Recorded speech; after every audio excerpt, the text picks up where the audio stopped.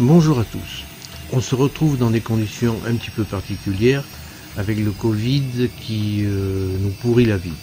De nombreux makers ont décidé de faire des accessoires pour les soignants et ces petits accessoires, faites-en parce que c'est vraiment très utile pour eux. Par contre, il faut que votre imprimante soit bien réglée et il faudra respecter certaines conditions de sécurité pour celui qui imprime également. Les techniques de soins ont changé, on a essayé plusieurs méthodes pour essayer d'effrayer le virus, mais maintenant les patients sont désormais suivis à domicile avec une équipe de soignants qui passe les voir régulièrement. Les soignants peuvent aussi attraper le Covid. Il faut donc qu'ils s'équipent et le matériel de protection n'étant pas complètement livré par l'État, ils comptent sur vous. Vous pouvez aussi vous rendre sur le site covid3d.fr qui a été en partie créé par Elios, qui est une fille extraordinaire, où vous pourrez demander et faire des accessoires. Pour vous, c'est juste un petit bout de plastique, mais pour eux, ça leur évite les projections et cela leur évite également de toucher les objets et ça peut leur sauver la vie. Merci pour eux.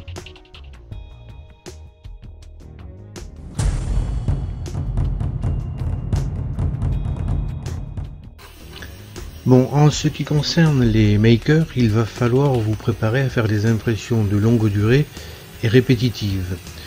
Il va falloir pour ça que votre machine soit préparée pour éviter tout risque de surchauffe et d'incendie par la suite.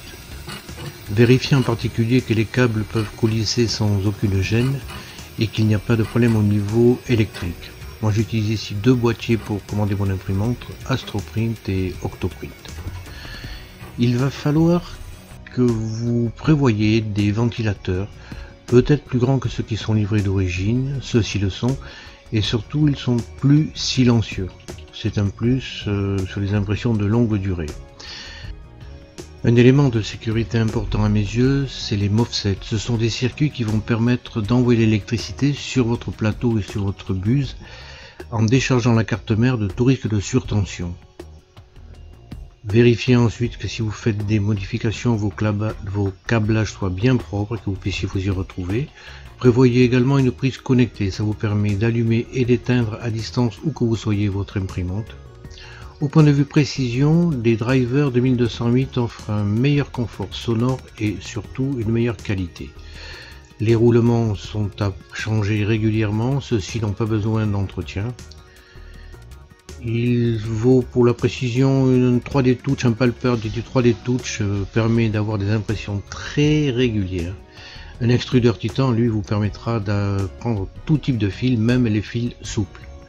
En fait, j'ai changé mon détecteur de filaments, celui-là accepte le détecteur original et celui du Raspberry.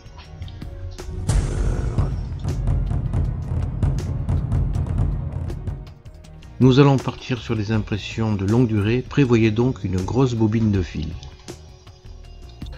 Avant toute impression, je pulvérise de l'alcool isopropylique sur ma surface d'impression. J'ai la chance d'avoir une ultra base, c'est parfait pour l'adhérence des pièces et surtout pour les retirer en fin d'impression lorsque le plateau est froid.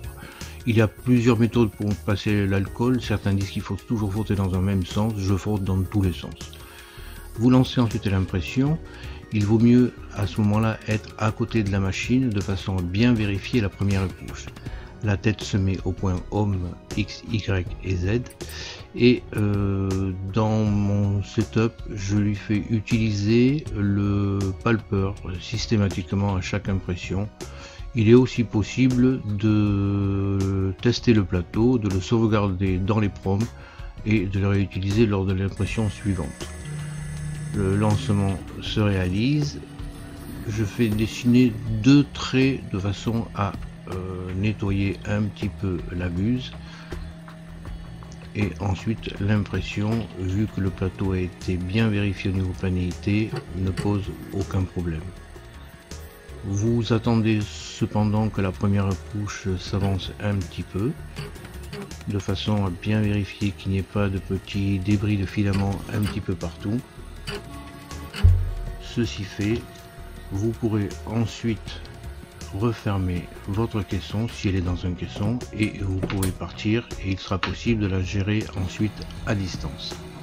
Vérifiez avant de partir que les câbles soient bien fixés dans leur support et que le PTFE, alors ici c'est un Capricorn, c'est vraiment une super marque qui m'assure un débit ultra régulier. Vous voyez bien aussi que la tête du palpeur n'interfère pas avec la buse, elle est située 2 mm au-dessus. Octoprint est géré par le Raspberry qui est situé sous la machine. Il est connecté à des relais qui me permettent d'automatiser certaines tâches. Puisque nous parlons d'Octoprint, 2-3 petits trucs que j'ai mis dans le mien de façon à me faciliter la vie. C'est un système qui permet donc de vérifier directement l'impression. J'ai rajouté un dashboard qui me permet graphiquement de visualiser plus facilement l'impression, et même sur mon téléphone, je trouve que c'est plus pratique visuellement. Vous pouvez bien sûr contrôler l'impression. En double cliquant sur l'image, vous avez une image de plus grande taille de façon à voir les détails. Vous avez également la possibilité de voir l'impression telle qu'elle se réalise directement sur votre machine. Il y a un petit retard lors de la progression du trait, mais rien de bien méchant. Enfin, vous pouvez contacter le terminal de façon à lui envoyer des ordres éventuellement.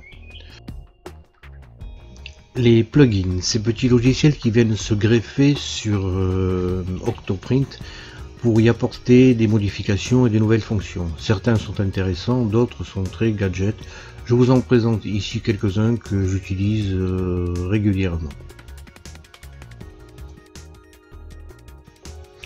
Dashboard, on a déjà un petit peu entreaperçu.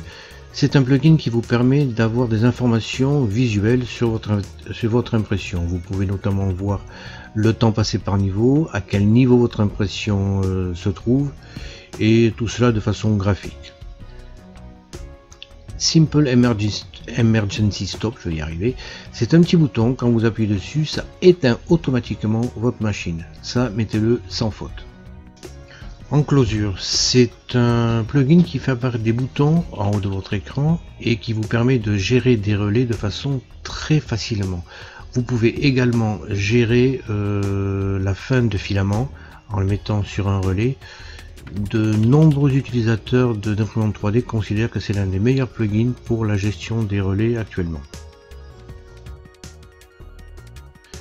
Alors, je vais vous montrer la Exclude, qui est un petit logiciel qui vous permet de dessiner des zones rectangulaires ou circulaires sur votre impression. Vous pouvez régler la zone très précisément en zoomant, de façon à bien vous assurer que uniquement la zone sélectionnée doit être traitée. À ce moment-là, vous la validez. J'ai par exemple un défaut d'impression sur cette pièce, je peux donc annuler tous les ordres donnés sur cette surface. L'impression se continuera sur les 3 autres pièces, mais pas sur celle-ci. À distance, c'est vachement bien et ça économise du filament. Voici par exemple un octolapse du problème rencontré avec la pièce qui n'a pas été imprimée. Lorsqu'on utilise Exclude, Octolapse se plante un petit peu, mais vous voyez quand même que la pièce n'a pas été imprimée et que les 3 autres l'ont été.